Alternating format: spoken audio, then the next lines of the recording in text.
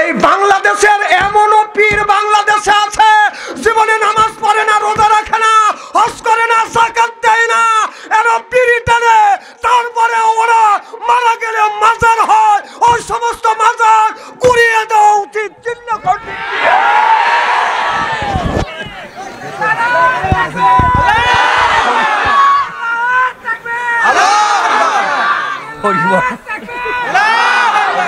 এটা মাজার না, এটা ভণ্ডামি। এটা কি জনগণ, এটা কি? এটা পোস্টায় দেব না, দেই নেই, দেব না। কথা আমার সাথে কি একমত? এই যে এটা একটা ব্যবসা, এটা কি? কিছু কিছু লোক ভালো ভালো পীর মুরিদদেরকে নষ্ট করতেছে এই ব্যবসা করবে লেগে। গাঁজা খাওয়া পীর আছে না নাই? ওরা নামাজ নাই, রোজা নাই, গাঞ্জার কলকে হাতে নেয়, গাঞ্জা খায় আর কয় দয়াল লক্ষ্য রাখিস আমি হলো অজ্ঞান হবো। ও গাঞ্জা খাওয়া অজ্ঞান হবে, আল্লাহর বিলে ঠেকা পড়ছে। এরকম লোক আছে না নাই? নামাজ নাই, রোজা নাই, হজ নাই, যাকাত নাই, বান্দারি গজল গায়। বলবো বাবা বান্দারি ও যে আলিফ লাম মিম তিন হরফে 30 পারা কোরআন তার ভিতরে বান্দারি কয় বাড়ি গাড়ি পাবি। ও যে বান্দারি করিলে দোয়া যেথায় যাবা চাকরি পাবা, কাগজ কলম ছাড়াই বাবা করে মাস্টারি। আমার দয়াল বান্দারি বাচ্চু আনসারি কয় অল্প দিনে তোর কপালে গুড়ি রে, তোর কপালে গুড়ি। বলি আল্লাহর বাংলাদেশ, আহমদুল্লাহর বাংলাদেশ, সৈয়দুল্লাহর বাংলাদেশ, খান জাহানের বাংলাদেশ। আল্লাহর ওলিরা জমিনের বুকে এসে বুকের তাজা রক্ত বুলেঙ্কিত করে দিয়ে এরপরে ইসলামের পতাকা উড্ডীন করেছে। চিল্লে বলো ঠিক কিনা? এই বাংলার জমিনে, এই বাংলার জমিনে যত ওলি আল্লাহর মাজার আছে, এই মাজার গুড়ি রাখে যতগুলি বন্ডপীর গাঁজাখোরের মাজার আছে, সব মাজার ভাঙা গুঁড়া দিতে হবে। এর জন্য কারা কারা একমত? 2 হাত টান করে দেখা।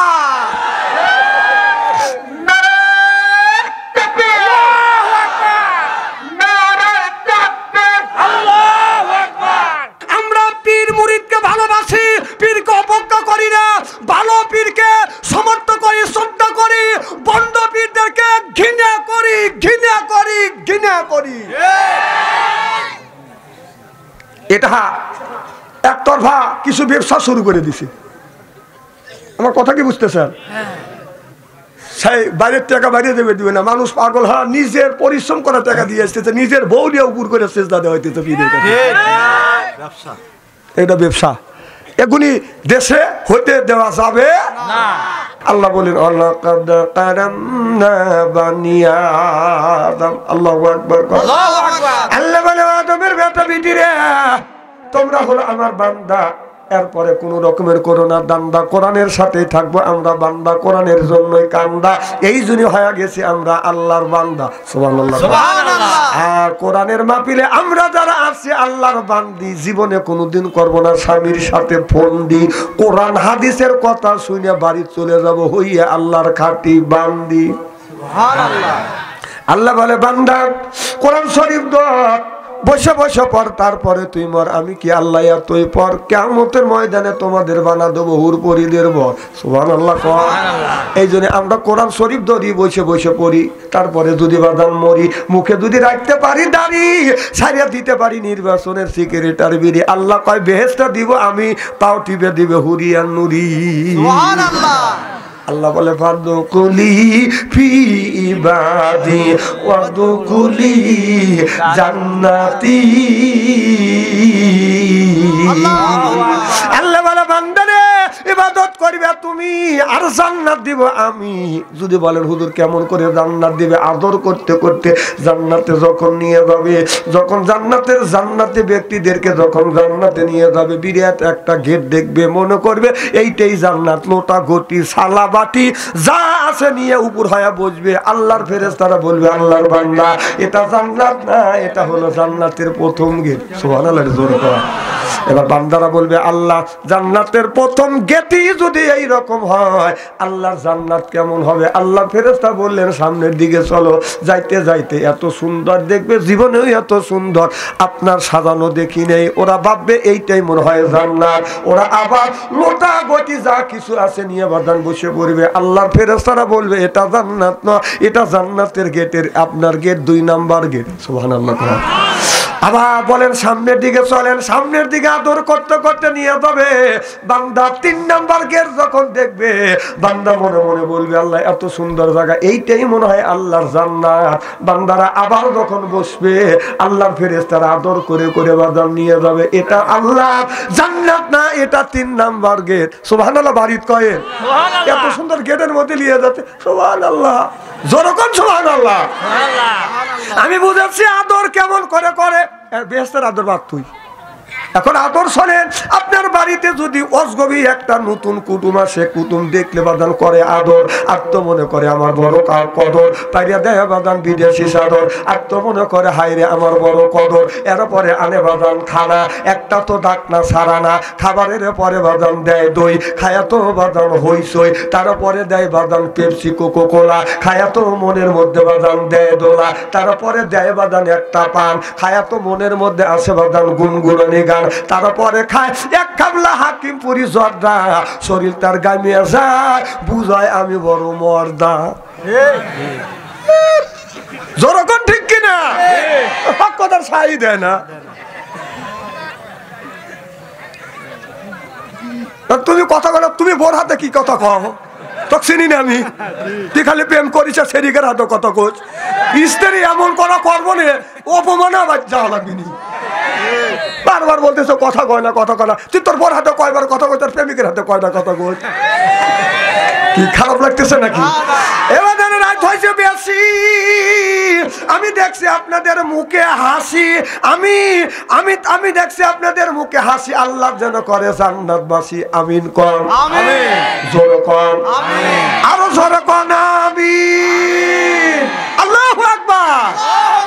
আমার ভাইরা আমার, আল্লাহর হাবিবের পেয়াম্মতেরা ভালো করে লক্ষ্য করে শুনে, মানুষ যখন মারা যাবে, এই মানুষটা মারা গেলে কবরস্থানে বাদান কবরস্থ করবে আর বলবে মিনহা খালাকনাকুম ওয়া ফিহা নুইদুকুম ওয়া মিনহা নুখরিজুকুম তারাতান উখরা। আপনার আল্লাহ মানুষ দিয়া, মাটি দিয়া মানুষ বানাইছে, এই মানুষটাকেই মাটির মধ্যে আল্লাহ রেখে দিবে। এই জন্য বলে মাটি দিয়েই আল্লাহ বানাইছে, মাটির মধ্যে তোমাকে রাখা হইল। আর মাটির মধ্যে যাওয়ার সাথে সাথে আপনার মুসল্লিরা আপনাকে কবরস্থ করিয়ে যখন 40 গজ দূরে আসার সাথে সাথে মন কানে কি ফেরেশতা কবরের মধ্যে হাজির হয়ে যায়। আশা বলবে মান রব্বুকা ওয়া মা দীনুকা ওয়া মা নাবিয়ুকা, বলো তোমার রবকে, তোমার ধর্ম কি, তোমার নেতাকে। তখন যদি সোয়ালের জবাব সঠিকভাবে দিতে পারি, কবর হয়ে যাবে বাদান জান্নাতের টুকরো। উত্তর যদি না দিতে পারি, কবর হবে বাদান জাহান্নামের টুকরা। আপনি মারা যাবেন আপনার কবরে, আপনারই কবরের সলজব বাদান দিতে হবে। আপনি মারা গেলে আপনার বেটা আইসা কবরের সলজবের উত্তর দিবে না। আপনার বউ মারা যাবে, আপনি কবরের সলজবের উত্তর দিবেন না। বউ মরছে, বউ দিবে। আপনি বললে আপনারই উত্তর দিতে হবে। আপনারা কি আমার কথায় একমত? খুব খারাপ লাগতেছে মনে হয়। এই এত রাতে হুজুর এসে কি কইবি? আমার ভাইরা, মানুষ যদি মারা যায় কবরের মধ্যে কবরস্থ করবে, মন কানে কি ফেরেশতা এসে বলবে মান রব্বুকা, তোমার রবকে। সর্বপ্রথম বলবে তোমার রবকে। আপনি যদি বলেন রব্বি আল্লাহ, এবার ফেরেশতারা বলবে আমার দিনুকা, তোমার দিনকে, দিন হলো ইসলাম। তখন বলবে আমার নাবিয়ুকা, বলো তোমার নবীকে। আপনি যখন বলবেন নবী হলো মুহাম্মদুর রাসূলুল্লাহ সাল্লাল্লাহু আলাইহি ওয়াসাল্লাম, ফেরেশতারা তখন বলবে এটা তুমি কোথায় পাইছো? আপনার তখন বলতে হবে এইটা আমি কোরআনের মধ্যে পাইছি। সুবহানাল্লাহ। তাহলে কবরের মধ্যে গেলে প্রশ্ন করবে কয়টা? আরো জোরে, জোর হলো না? জোর কর, আরো জোরে। 4টা প্রশ্ন করবে, উত্তর যদি সঠিক দিতে পারে কবর হবে জান্নাতের টুকরা, উত্তর যদি না দিতে পারেন ওই কবরটা হবে জাহান্নামের টুকরা। আপনারা বলুন আমরা কি এই প্রশ্নের উত্তর দিতে পারবো? ইনশাল্লাহ কয় না রে? আমার ভাইরা আমার, দুনিয়ায় যত নবী রাসূল দুনিয়ায় আসছে ও বাজার, এই কবরের ওয়াজটা বাদান করছে। আমাদের এলাকায় একটা লোক ছিল, নাম হলো বাদান মুসিয়া মোল্লা। কি মোল্লা? এই মুসিয়া মোল্লা বাদান খালি কবর খনন করতো। আব্দুল নামে একটা লোক বাদান কবর খনন করতো। আর আমার আব্বা বাদান কবর খনন করতো। আমার একটা এলাকার মধ্যে আমার এক বন্ধু মারা গেছে, নাম হলো আব্দুল রাজ্জাক। তখন আমি ছোট্ট ছিলাম। ওই লোকটার আব্দুল রাজ্জাক যখন আপনার রাত 8টার সময় যখন মারা গেছে, তার কবর খনন করতে গেছে, রাত হয়ে গেছে বাদান 11টা 12টা। আজ থেকে 40 বছর আগেকার ঘটনা। আপনার বন জঙ্গল ছিল, খালি চর জঙ্গল ছিল। শ্রীগাল রাস্তা দিয়ে গেলে শ্রীগালি বাঁধার মানুষ কামড়াইছে, কি হওয়া কথা বুঝতেছেন না? তখন 4-3 জন লোক বাঁধান কবর খনন করার জন্য গেছে। আমি নিজেও ছিলাম। যখন মুসিয়া মোল্লা আপনার মুরব্বী মানুষ বসে বসে এরকম করে বাঁধান জুমতেছে, আব্দুল নামে একটা যুবক বাঁধান কবরের মধ্যে নামিয়ে যখন বুক পর্যন্ত বাঁধান কবর খনন করছে, মাটি তুলে যখন ফেলে দিছে, শিয়ালের ডেরের মধ্যে গেছে। ডের বোঝেন না? শিয়ালের যে খাইল করছে, খাইলের মধ্যে যাইয়া মুখটা বাঁধান বন্ধ হয়ে যাচ্ছে। শিয়াল আপনার ধীরে ধীরে ছাড়তেছে। আপনার সরাসরি যখন হয়েছে কোপ মারছে, শিয়ালের নেজে লাগছে, নেজ কাইটে গেছে। কথা বুঝতেছেন না? এই শিয়ালটা মরণ একটা লাভ দিয়া মুসে মোল্লা জুমতেছে, তার বুকের উপর পড়ছে। মুসে মোল্লা গয় দিয়া কবরের মধ্যে পড়ে গেছে। যেই পড়ছে, আব্দুল নামে যে লোক কবর খনন করতেছে, ও চিন্তা করছে আজরাইল মনে হয় মুসাক পাইয়ে ফেলাইছে। ওই লোকটা উঠে চাইলে তো প্রায় 1 কিলো। ওখানে আমার আব্বা বাড়িতে আসছে ইস্তেঞ্জা করার জন্য। তখন আমার আব্বা যে বাড়ির দোকানে আসছে, আসে দেখা যাচ্ছে আব্দুল এসে হাঁকিয়েতেছে। আমার কথা কি বুঝতেছে? আবার এই যে হ্যাঁ করে যে এ কথা আল্লাহ কোরআনের মধ্যে বলছে,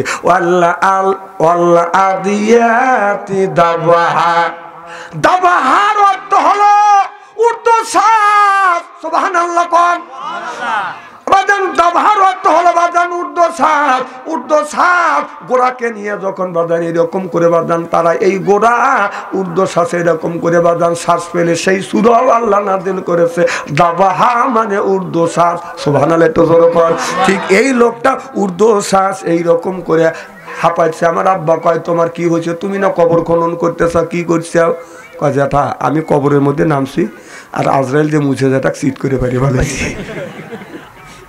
আমার আব্বা পা পড়ে গেছে ভয়, তা আমি সাথে আসছি। তখন যার ছেলে মারা গেছে, সে এসে রাত 12টা বাজে খালি জিন করতেছে। আমার কথা কি বুঝতেছেন নাকি? তো এখন জিন করতেছে। কয় কেরে গেদা আব্দুল আমাদের এক বাসায় আসে না, ছেলের ডাক দেয়, এ খোকা, কেউ কাই এ গেদা আছে না? বললো আব্দুল খবর কি? কয় জ্যাঠা আমরা বড় আব্বাক জ্যাঠা কই। আমার কথা কি বুঝতেছেন? এ কথা কয় কেটা? আমি আসবো না না ডাকলো যে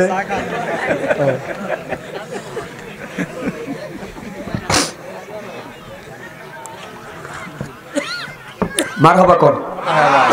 তো এখন কয় যে মুছে চাটাক যে কবরের মধ্যে আজরাইল শোয়া ফেলেছি। কয় কও কি বাপু, চলো যাই।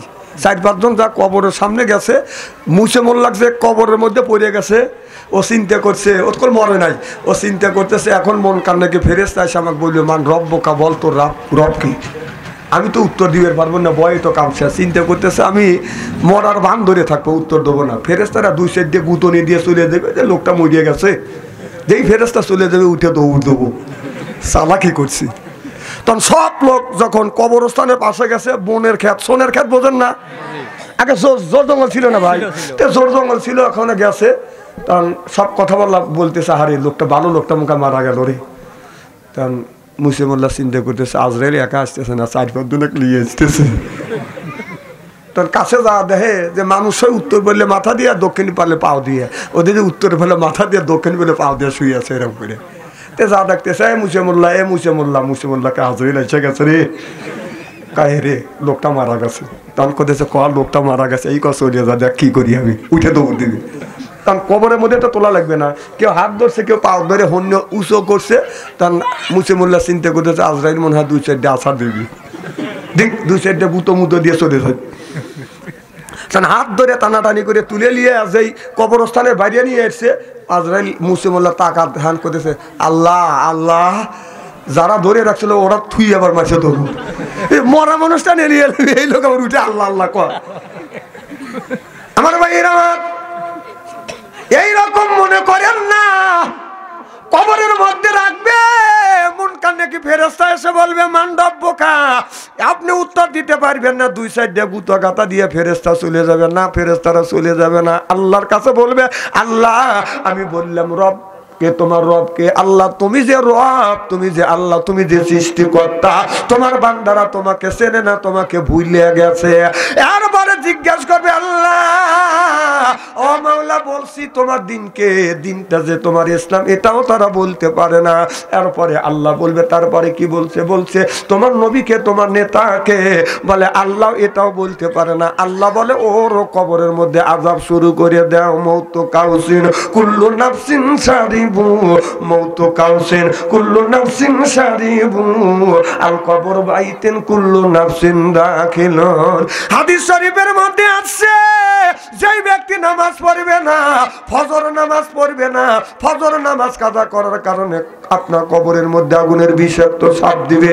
এই সাপটা ফজর নামাজ কাজা করার কারণে সাপটা ফজর থেকে জহর পর্যন্ত কামড়াবে, জহর নামাজ কাজা করার কারণে সাপটা জহর থেকে আসর পর্যন্ত কামড়াবে, আসর নামাজ কাজা করার কারণে সাপটা আসর থেকে মাগরিব পর্যন্ত কামড়াবে, মাগরিব নামাজ কাজা করার কারণে সাপটা মাগরিব থেকে এসা পর্যন্ত কামড়াবে। কবি বলে কোন কানে গড়িয়ে বেড়াও হীরারও পাহাড়, সরে বেড়াই এই জগতে বীরের জানোয়ার, এক এক কামড়ের জ্বালায় 1000 বছর দায়, এমনি করে কামড়াইবে লাখো লাখো বার। তাহলে আপনারা বলুন নামাজের দরকার আছে না বাজান না? আমার দিল শোনায়, আমার মন শোনায়, আল্লাহ দি নামাজ কাজা কইরো না, আল্লাহ দি নামাজ আদায় করিলে মৌতে আযাব তোমায় দিবে না। বলুন আমার দিল শোনায়, আমার মন শোনায়, আল্লাহ দি নামাজ কাজা কইরো, বলেন আল্লাহ দি নামাজ কাজা কইরো না। ওরে ফজর গেল ঘুমের চাপে, জহর গেল কাজের চাপে, আসর মাগরিব ইশায় আমি পড়িলাম না, আমার দিল শোনায়, আমার মন শোনায়, আল্লাহ দি নামাজ কাজা কইরো না। সাইজ কি দেখছেন আদি সাহেব? কইরো না। একজন বুড়ো মানুষ আমি লক্ষ্য করে দেখলাম গোরস্থানের ওয়ালের সাথে এলান দিয়ে গান গাচ্ছে, রাত্রি পোহাইবা রাগে বাগানে আসিও, আসল ভিসাইয়া দিমুই আমার পাশে বসিও, গাইও আমার প্রেমের গান। নাউজুবিল্লাহ, একটু জোরে কর।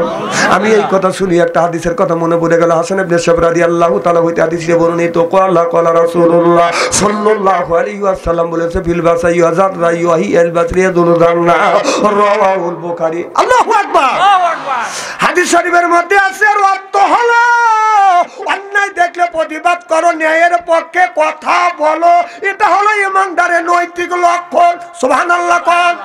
আমি চিন্তা করলাম মানুষ হলো বুড়ো, তারপরে গোরস্থানের ওয়ালের সাথে এলান দিয়ে গান গাচ্ছে, এত বড় অন্যায় কাজ প্রতিবাদ যদি না করি কিয়ামতের ময়দানে আল্লাহর কাছে আমি গুনাহগার হব।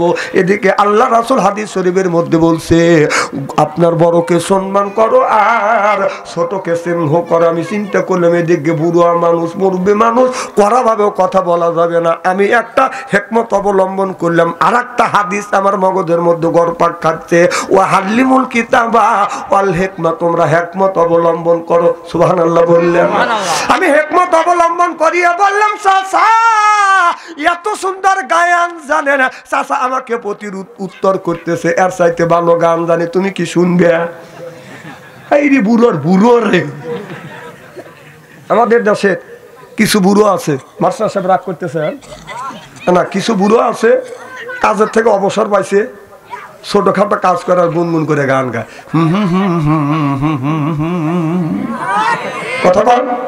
আর এই গানটা বেশিরভাগ পায় যুবকরা। যদি একটা যুবতী মেয়ে থাকে, ওর জ্ঞানই থাকে না, গান জানুক বা না জানুক, দা ডা ডা ডা, হে হে করে কেটে রে দত্ত, ওর মা আসে নাই এই মাহফিলে, ওর বাবু আসে নাই। ওর মা যদি আসতো মার কাছে থাকতো, আর বাবার কাছে যদি বাপ যদি আসতো ওর বাবা কাছে বসে রাখতো। ওর মা বাবার সুযোগ পাইছে যে বাপ সন্তানে ওয়াশ হয়েছে, যা ডিস্টার্ব কর গা, ওরা দুজন আরামে ঘুম পাড়তেছে।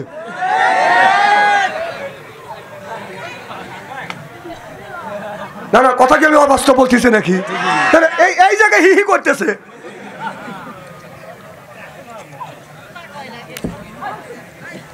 তোকে যে আমি কি করবো জানিস? এদিক টাকা চেহারা কি একবারে খারাপ নাকি? আলেম যতই কালো হোক, আলেমের চেহারার দিকে চা থাকলে সগিরে গুনাহ মাফ করে কে? আল্লাহ। আরো জোরে আল্লাহ, জোরকম সুবহানাল্লাহ। কোন চেয়ারম্যানের কথা বলা হয় নাই, এমপির কথা বলা হয় নাই, প্রধানমন্ত্রীর কথা বলা হয় নাই, আলেমের কথা বলা হয়েছে। আলেম যতই কালো হোক। আমার চেহারা দেখে বাবরে হুজুরের চেহারা, চেহারা দেওয়ার মালিক কে? আচ্ছা, এইটা কি আমার হাতে বানানো জিনিস? আপনি আমাকে নিন্দা করেন, সেই সময় বলে আপনাকে ক্ষেত থেকে নিয়ে আইসে না হুজুর।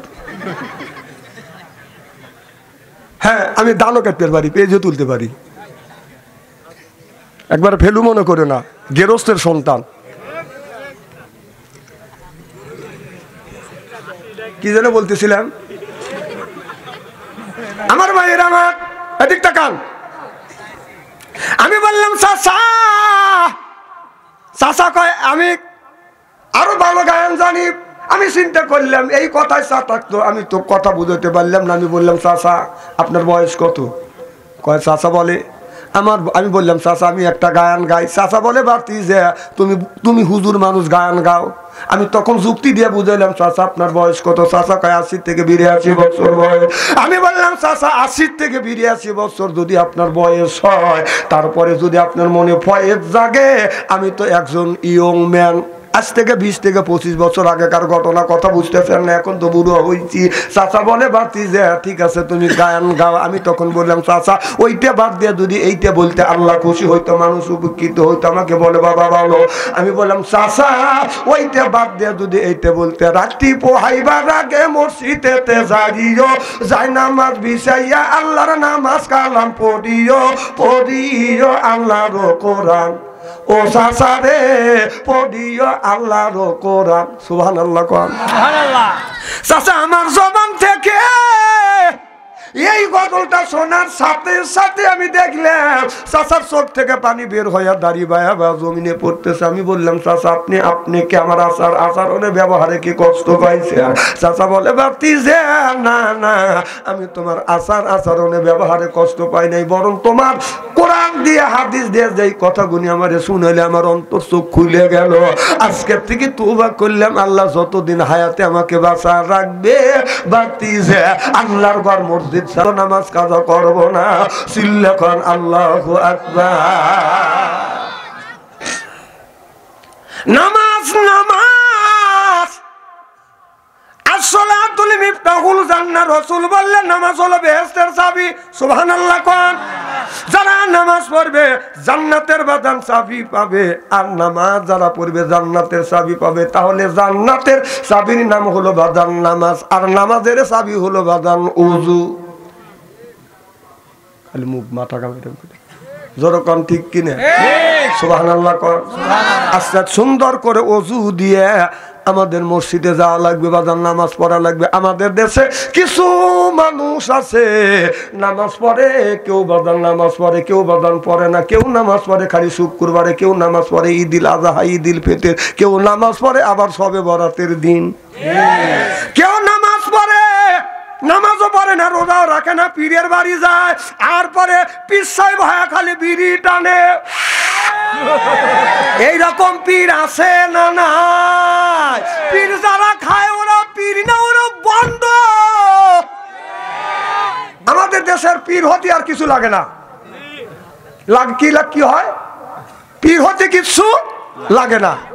এবার একটা লোক রাস্তা দিয়ে হাইটে যাচ্ছে, জাতি জাতি আপনার আগে কোন বাজার ঘাট দূরে ছিল না, জাতি পায়খানার চাপ দিছে, এখন পায়খানা করবে কোনে, কাপড় তুলে বট গাছ আছে ওখানে কাম দেখাইছি। চিন্তা করছে যে এইটা দেখলি তো মানুষ গাছ বেবে, ফ্যাশারি কালাই বাজারে নিয়ে যেতেছে বিক্রি করার জন্য, মাটি পালিসিন ঢাকবে, ও ফ্যাশারি কালাই 2 চল্লিয়ে পায়খানা ঢাকছি। আর একজন আইসে চিন্তা করছে কে রে ফ্যাশারি কালাই এত যে এইরকম করে তুলবে লিছে, আজকে লেটকে গেছে। চিন্তা করছে যে আমার মতো আর একজন এসে আবার তুলবি না হাতে, হে আবার একটা কোদাল নিয়ে যা ফাঁকেটা মাটি নিয়ে এসে উঁচু করে দিছে। তার ওই লোকটা জাতি চিন্তা করতেছে কে রে থুইলাম ফ্যাশারি কালাই, এনার মাটি আসলো কোনে। উনি আবার চিন্তা করতেছে মাটি যখন ও দিছে, ও আরো 1 টুকরি 2 টুকরি মাটি এনে একটু উঁচু করে দিছে, আতালের মতো উঁচু করে দিছে। আর পরের দিন দেখতেছে কে রে এই যে কবর দেখছে, আর রাস্তাটা জাতি দিয়ে কবরের মধ্যে টাকা ছিটিয়ে দিছে। কি দিছে চিন্তা করে এখানে আমাকে কামাই হবে, তখন করছে কি একটা লাল ডিসাইন গাড়িয়ে দিছে। পাবলিক চিন্তা করতে লাল ডিসাইন গাড়ছে, তাহলে এখানে তো তাহলে পায়খানার স্বরূপ আছে এনে। কারণ ওখানে পরের দিন দেখছে টাকা নিয়ে চিন্তা করতে তাহলে একটা সাইনবোর্ড দেই, তাহলে কামাই আছে। লেখছে যে পায়খানার স্বরূপ রহমাতুল্লাহ আলাহ, লেখে যে টানা দিয়ে ঠিক আছে। বাঙালি তো বুঝতেইছেন, খালি টাকা পায়খানার স্বরূপ রহমাতুল্লাহ আল্লাহ, তাহলে কত বড় বলি। ওখানে রয়েছে কি আরে গু, বাংলা কথা কন, ওখানে কি গু লেখছে, ওখানে পায়খানা শরীফ রহমাতুল্লাহ আলাহ। যেই শুনছে পায়খানা শরীফ রহমাতুল্লাহ আলাহ, আতর গোলাপ যা আছে টাকা পয়সা ছিটতে দিতেছে, আর মানুষ ওই রকম আপনার এরকম করে খালি সেজদা করিয়ে দিতেছে। কথা এই বাংলাদেশের এমনও পীর বাংলাদেশে আছে, জীবনে নামাজ পড়ে না, রোজা রাখে না, হজ করে না, যাকাত দেয় না, এরা বিড়ি টানে, তারপরে ওরা মারা গেলে মাজার হয়। ওই সমস্ত মাজার গুড়িয়ে দেওয়া উচিত। চিহ্ন করতে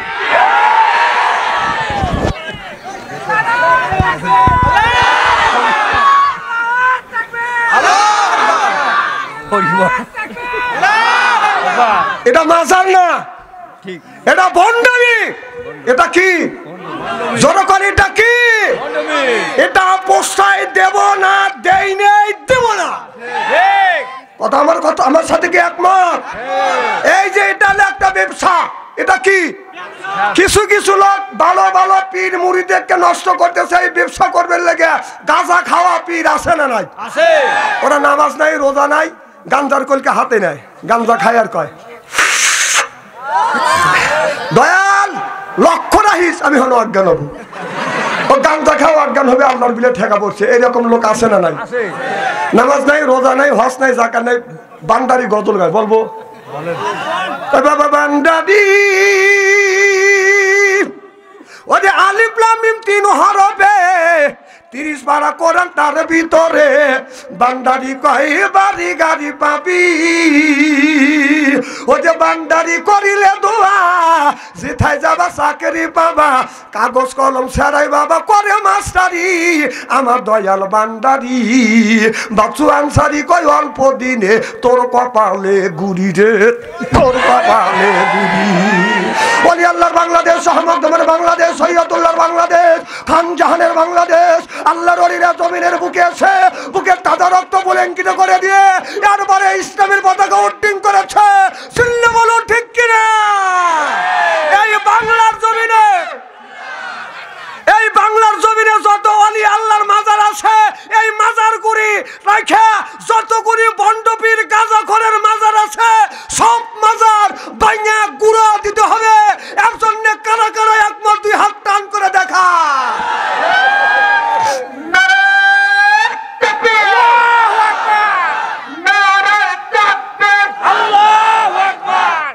হাত নামান, আমি দেখছি আপনাদের পাওয়ার নাকি।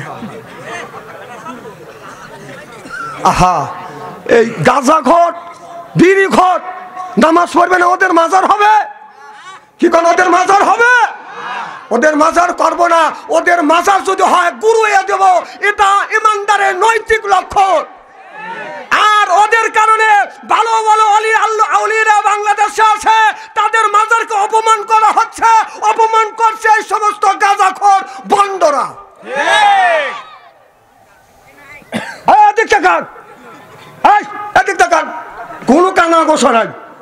আজকে ওয়াজ হবে, তাফসীর হবে, কালকে স্টলে টলে।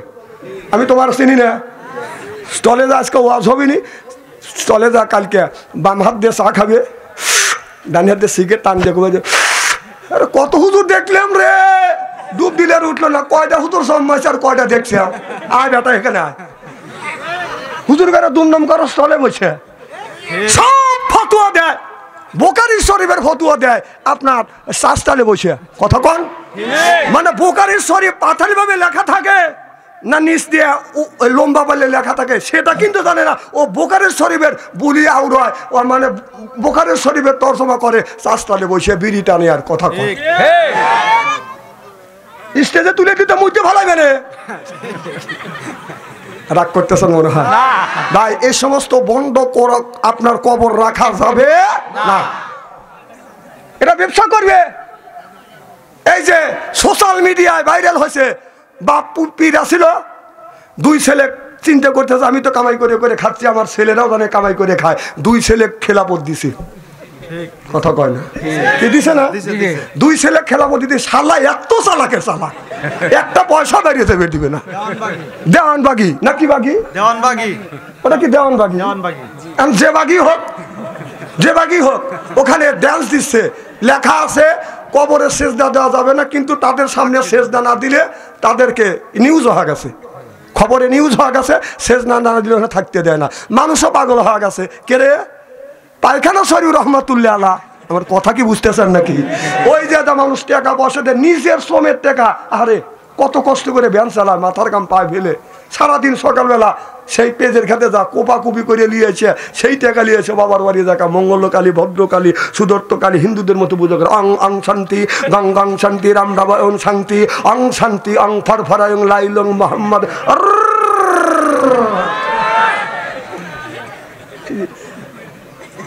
রে আল্লাহ রে, কবরে এরকম করে মানুষ পুজো করে। এটা হলো এক নম্বর বন্ধ। এখনো কোরআনেও নাই, হাদিসেও নাই। আমরা পীর মুরিদকে ভালোবাসি, পীরকে অবজ্ঞা করি না, ভালো পীরকে সমর্থ করি, শ্রদ্ধা করি, বন্ধ পীরদেরকে ঘৃণা করি, ঘৃণা করি, ঘৃণা করি। এটা একতরফা কিছু ব্যবসা শুরু করে দিছে। আমার কথা কি বুঝতেছেন? সেই বাইরের টাকা বাইরে দেবে দিবে না, মানুষ পাগল হয়, নিজের পরিশ্রম করা টাকা দিয়ে আসতেছে, নিজের বউ দিয়ে উপর করে সেজদা দেওয়া হইতেছে পীরের কাছে। এটা ব্যবসা, এগুলি দেশে হইতে দেওয়া যাবে না। নতুন করে কিন্তু আমদানি হচ্ছে, আমি অনেক জায়গা খবর নিচ্ছি, অনেক জায়গা নতুন করে খবর মানে মাজার করবার জন্য আপনার প্রক্রিয়া চলতেছে। আপনারা সাবধান এদিক থেকে, ওই সমস্ত মাজার মানি না, মানবো না, জনগণ ঠিক কিনে। আমার মুসলমান ভাইরা খুব খারাপ লাগতেছে নাকি? আল্লাহর হাবিবের বিয়াম্মাতেরা ভালো করে লক্ষ্য করে শুনো, মানুষ যখন মারা যাবে কবরের মধ্যে বাজান কয়টা প্রশ্ন করবে? তিনটা প্রশ্ন করবে। এক নম্বর, মান রব্বুকা ওয়া মা দীনুকা ওয়া মা নাবিয়ুকা, বলো তোমার রবকে, তোমার ধর্মকে। যখন আপনি সঠিক উত্তর দিবেন, ফেরেশতারা বলবে কোথায় পাইছো? এইটা পাইছো কোরআনের মধ্যে। সুবহানাল্লাহ বললেন না বাজান? সহিভাবে যদি উত্তর দিতে পারেন, কবর হবে জান্নাতের টুকরো। উত্তর যদি না দিতে পারেন, কবর হবে বাজান জাহান্নামের টুকরো। আপনারা বলুন, নামাজের দরকার আছে না বাজান? না। আমার ভাইরা আমার ভালো করে লক্ষ্য করুন বাজান, আল্লাহর নবী যখন দুনিয়ার থেকে বিদায় হয়ে যাবে, কুল্লু নাফসিন যায়কাতুল মউত, প্রত্যেকটা মানুষের কবরের আপনার মরণের সাথে বাদান গ্রহণ করা লাগবে।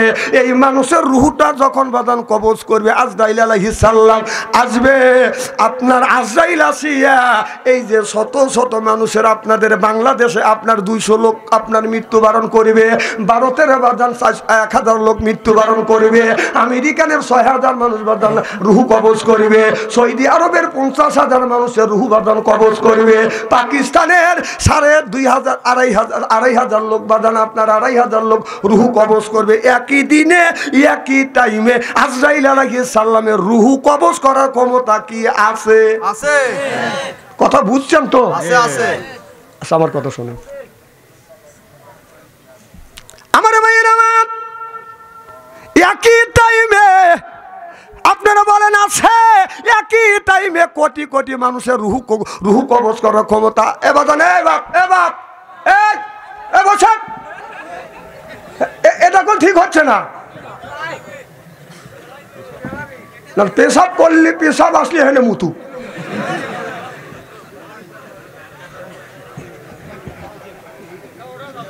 না তা ওঠা যাবে না, কারণ ইজা কুরিয়াল কোরআন ফাস্তামিলাহু ওয়া আনসিতুল্লাহ আল্লাকুম তুরহামুন। সুবহানাল্লাহ।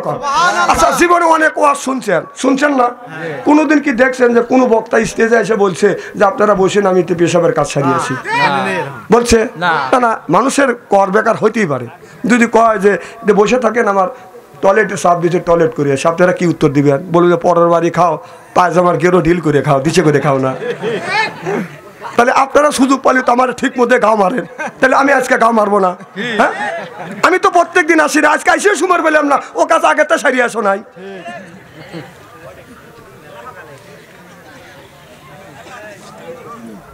না, আমি যখন আছি তখনও তো আপনারা তুলে দিতে পারেন নাই আমাকে। আমার ভাইয়ের আমার কি যেন বলতেছিলাম, আজরাইল আলাইহিস সালাম, ভালো করে শোনেন, একই টাইমে সব মানুষের রূহ বাদান কবজ করে। আজরাইল আলাইহিস সালাম একা একা করে না, কারণ একটা আজরাইলের সাথে, একজন আজরাইলের সাথে রূহ কবজ করবার জন্য 70,000 ফেরেশতা থাকে, আরো 70,000 ফেরেশতার একটার সাথে আরো 70,000 ফেরেশতা বাদান সহযোগিতা করে, আরো 70,000 ফেরেশতার সাথে একটা করে ফেরেশতার সাথে 70,000 বাদান ফেরেশতা আপনার রূহ সহযোগিতা করে। সুবহানাল্লাহ বললেন না? তবে একই টাইমে 1 লক্ষ মানুষের রূহ যদি বাদান কবজ করে, সর্বশেষ যেই মানুষের রূহটা কবজ করে ওইটা আজরাইল আলাইহিস সালাম করে। আর সমস্ত মানুষের রূহ কবজ করে তার সহপাঠী আজরাইলের সহপাঠী ফেরেশতা। সূরা 21 পারার মধ্যে বাদান লেখা রয়েছে, সিল্লাকান আল্লাহু আকবার। তাহলে আজরাইল আলাইহিস সালাম একা রূহ কবজ করে না, তার সহপাঠী ফেরেশতা আছে।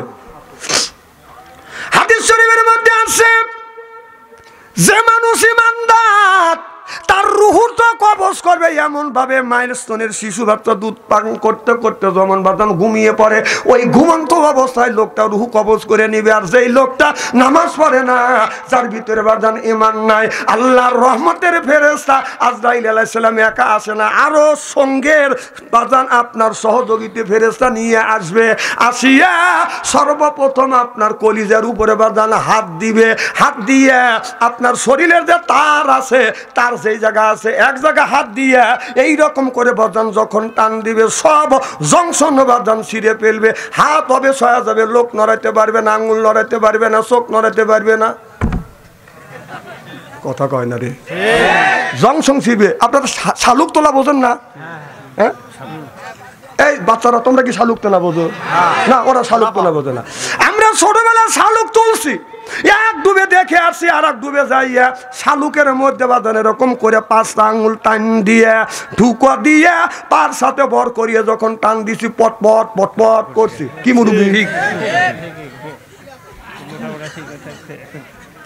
ঠিক মানুষের রূহটা যখন কবজ করবে, টান দিবে, পটপট করে ছিঁড়ে যাবে, কেউ শুনবে না।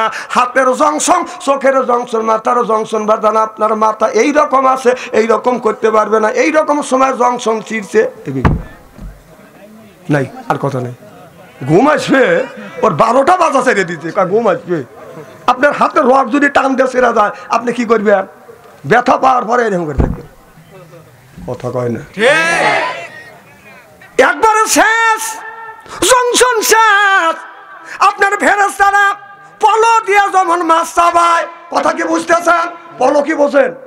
পলো দিয়ে যেমন মাছ চাবায়, এবার রূহ খোঁজা শুরু করবে, পাট থেকে শুরু করবে। মনে হয় আপনার সাপোর্ট নিয়ে যেমন গোস্তর বাদান এরকম করে বাদান খাইতের উপর থেকে যখন শুরু হয়, ঠিক আপনার এই রূহটা বাদান দৌড়দৌড়ি করতে থাকে। আপনার শরীরের অঙ্গ প্রত্যঙ্গ যেখান সেখান থেকে কিছু ফেরেশতা এখান থেকে শুরু করবে সুরতে রূহ ধরাবার জন্য, কেউ আবার এই হাতের থেকে শুরু করবে রূহ ধরার জন্য, কেউ পাট থেকে শুরু করবে, কে এই মুখ থেকে শুরু করতে করতে গুতো মারতে মারতে যেই জায়গা রুহু পাবে টান দিয়ে নিয়ে বাদান চলে যাবে আরশের দিকে যখন নিয়ে যাবে যদি রুহুটা লোকটা যদি ইমানদার হয় এই লোকটা রুহুটা যখন নিয়ে যাবে বাদান তার ওই রুহু দিয়া আপনার মতন বাদান সুগেরান বের হবে আল্লাহর রহমতে ফেরেশতা ধনী পারতে পারতে রুহুটা আপনার যেই জায়গা রাখে সেই জায়গা ধনী পারতে পারতে সম্মানের সাথে নিয়ে যাবে চিল্লা কর মারহাবা। আর বেনামাজি যার ঈমান নাই তার রুহটা যখন কবজ করে নিয়ে যাবে গন্ধ বাদান বের হবে এমন গন্ধ যদি বাইসারে সেন বাড়ায় না গন্ধ বের হয় কথা কয় না গন্ধ জোরকন গন্ধ বের হয় ঠিক বেনামাজের রুহুটা যখন বাদান টানিয়ে নিয়ে যাবে নিয়ে যখন রওনা দিবে বাদান গন্ধ বের হবে ফেরেশতারা বলবে এত গন্ধ কে কয় একটা বে নামাজের রুহু বাদান নিয়ে যাচ্ছে বেনামাজের রুহু যেই জায়গা বাদান আযাব দেওয়া হয় ওই জায়গা বাদান ওই রুহু রাখতে হয়। আমার ভাইয়ের আমার এ মুসলমান ভাইরা আল্লাহর হাবিবের প্রিয় উম্মতেরা তাহলে আপনি যদি নামাজ পড়েন রোজা রাখেন হজ করেন যাকাত দেন মিথ্যা কথা যদি না বলেন আল্লাহ বললেন ইন্নাস সালাতা তানহা আনিল ফাহশাই ওয়াল মুনকার নামাজ পড়লে অন্যায় অশ্লীল কাজ থেকে এই মানুষটাকে বাদান ফিরিয়ে আনে। আপনার ছেলের বয়স 20 বছর 20 বছরের মধ্যে আপনার 1 বছর হয়ে গেছে 1 বছরের মধ্যে এক ওয়াক্ত ফজর নামাজ পড়ে না আপনার ছেলে ফজর নামাজ পড়ে না আপনি বাবা কোনো কথাই বললেন না বাবা কেন তুমি নামাজ পড়লে না ছেলের পড়া যদি কম হয় বাবা গালি পারে তুমি পড়াশোনা করো না কেন রেজাল্ট যদি খারাপ হয় মা বাবা গালাগালি করে বাড়ি থেকে বের করে দেয় এমনকি খাবার বন্ধ করে দেয় এমনকি ছেলেকে বাদান প্রহার করে। আপনার ছেলের বয়স 20 বছর 1 বছর ধরে ফজরের নামাজ পড়ে না একটা দিনের জন্য তো আপনি বললেন না আপনার ছেলে নামাজ পড়ে না একটা দিনের জন্য বললেন না বেটা তুই নামাজ পড়লি না ফজর পড়লি না যোহর পড়লি না আসর নামাজ পড়লি না মাগরিব নামাজ পড়লি না 5 ওয়াক্ত নামাজ পড়লি না এর জন্য গালাগালি করো না শাসনও করো না খাবার বন্ধ করে দাও না বাড়ির থেকেও তুমি বের করে দিলে না জোরকন ঠিক কিনা ঠিক এ যুবক 10 মাস যেই মায়ের পেটে ছিলে এ ভাই এটা কোন গোরস্থান ভয় নাই কে রে এ রে আল্লাহ রে ভয় পায় না গোরস্থান দেখে শোনেন আপনি যান আমার আপিত্য নাই আপনি একটা আঙুল তো তুলবেন একটা আঙুল তুলি তো আমি বলবো যে পোশাকের চাপ দিছে কথা কন রাত বাজে 12টার ঊর্ধ্বে এরপর আপনারা উঠে যান একটা আঙুল তুললে বলবো পোশাকের চাপ ছুটি যদি কেউ কয় যে 2 আঙুল তুললে আমি বলবো যে টয়লেটের চাপ দিছে এটাও ছুটি 3 আঙুল তুললে আমি বলবো যে বিড়ির নেশা ধরছে এটাও ছুটি এক ঘন্টা আমার আছে। আমার ভাই খুব খারাপ লাগতেছে নাকি মারহাবা কন আমার ভাইয়ের আমার আপনার ছেলের 20 বছর বয়স ছেলে 5 ওয়াক্ত নামাজ পড়ে না এর জন্য তুমি কোনোদিন শাসন করলে না বাদ বন্ধ করে দিলে না বাড়ি থেকে তাড়াইয়াও দিলে না পড়াশোনা যদি কম হয় এর জন্য ছেলেকে আপনি শাসন করেন বাড়ি থেকে তাড়িয়ে দেন তাহলে আপনি বাবা নামে কলঙ্ক যুবক রে তোমার মা কষ্ট করে মানুষ করছে তোমার বাবা মাথার গাম পায়ে ফেলিয়ে তোমার জন্য উপার্জন করে লেখাপড়া শিখাইছে আর তুমি কেন নামাজ পড়ো না তোমার মা 2 বছর পর্যন্ত স্তনের দুধ পান করাইছে কষ্ট করে তোমাকে বড় করছে বেটা তোমার 20 বছর বয়স হয়ে গেছে এখন পর্যন্ত তুমি নামাজ কেন পড়লে না তুমি টাচ মোবাইল পাইয়া মা বাবা আল্লাহকে ছাইড়া দিয়া আল্লাহকে ভুলে যায় তুমি টাচ মোবাইলের মধ্যে যায় প্রেম আর ভালোবাসা করতেছে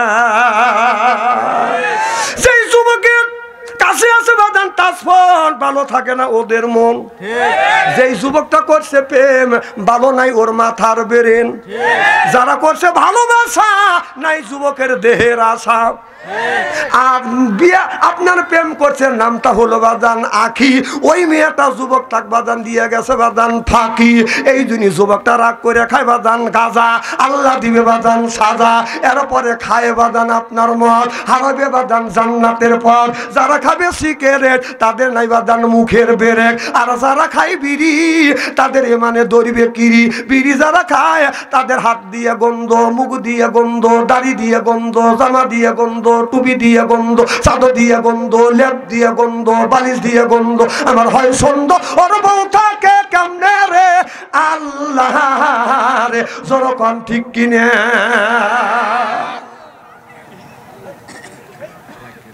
টাটকা বিড়ি খায়া বোর মুখের কাছে যখন মুখ লাই, বউ খালি মুখ গুড়ায়। স্বামী তো বিবির মুখের কাছে মুখ লিতেই চায়, কথা কয় না। আল্লাহ নবী বললেন, আমি যখন স্বামী স্ত্রী বিছানায় যখন শুইতাম, একই বালিশে শুইতাম মুখোমুখি হইয়া। সুবহানাল্লাহ।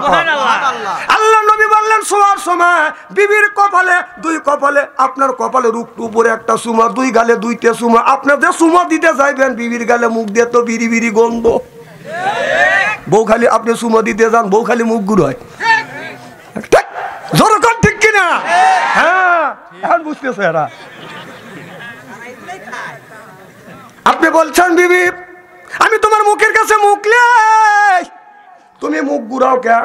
বউ কয় শরম করে, লজ্জাও করে। এই মাত্র টাটকা বিড়ি খেয়ে আমার মুখের সাথে মুখ লাগাইছো, তোর পাশার চাইতে তোর মুখের গন্ধ বেশি। এখন চিন্তা করতেছে যারা বিড়ি খায়, তারা চিন্তা করতেছে বাচ্চু আনসারি বিড়ির বিপক্ষে ফতুয়া দিবে। নে বাপ, আমি কেন বিড়ির বিপক্ষে ফতুয়া দিবে? কেউ যদি বলে বিড়ি খাওয়া হারাম, আমি বলবো জায়েজ তো জায়েজই, 200 কোটি বার জায়েজ। হ্যাঁ জায়েজ বিড়ি খাওয়া, কিন্তু বিড়ি খাওয়ার একটা লিমিটেড আছে, জায়গা আছে। আমার কথা কি বুঝতেছেন? ভাত খাওয়ার একটা আদব আছে, বিড়ি খাওয়ার আদব আছে। ভাত খাওয়ার আদব হলো বসে থেকে, পানি খাওয়ার আদব হলো বসে থেকে, জমজমার পানি খাওয়ার আদব হলো দাঁড়া থেকে, বিড়ি খাওয়ার আদব হলো টয়লেটের ভিতরে। ঠিক। হায় হায়, মানুষ টয়লেটের মধ্যে বিড়ি খায় রে, সি সি। বহু মানুষ দেখছে এইরকম মানুষ দেখিনি রে। না না, ওই জিনিস টয়লেটের মধ্যে খায়। যদি কয় হুজুর আপনি কিভাবে দেখতেন? হ্যাঁ, আমি নিজে পরীক্ষার্থী।